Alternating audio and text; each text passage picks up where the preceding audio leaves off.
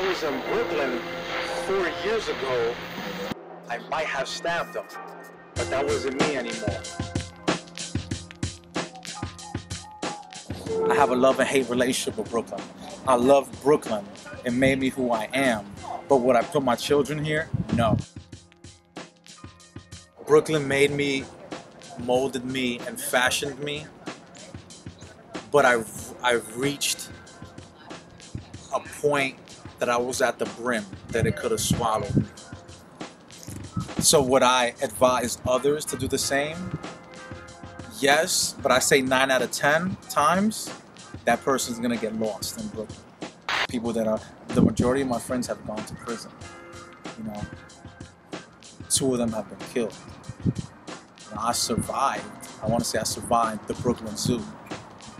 But most of the friends that live here now, they want to get out.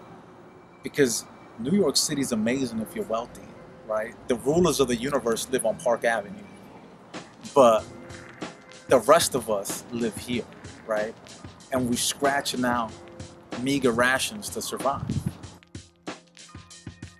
Many people know me because of the different accomplishments that I have done, the different positions that I have held, right? At USF, on a national level, on a global level.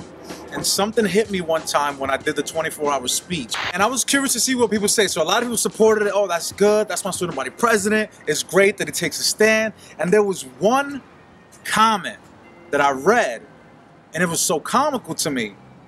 Look at this rich boy that got everything paid for and became student body president and just making everybody look bad.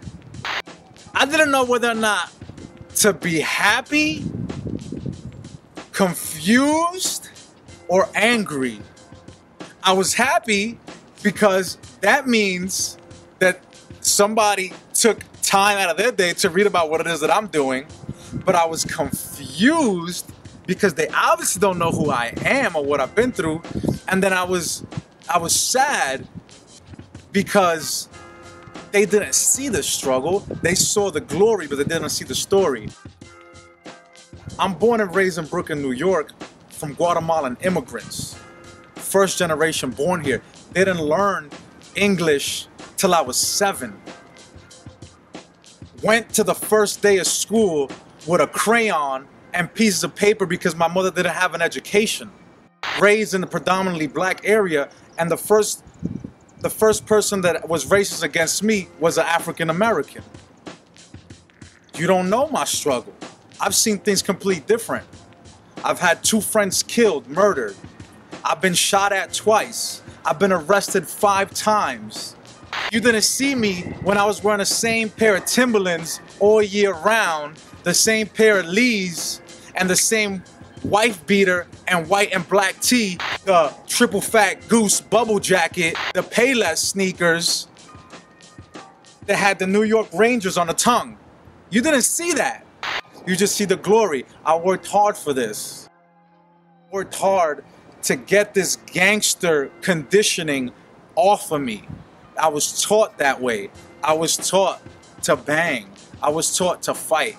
It wasn't because I was born that way, but it was an innate thing that was instilled in me. And I had to recondition my entire being because the world isn't Brooklyn. You know, the world isn't my block. The world isn't about money. The world isn't about getting women. There's something greater to the world.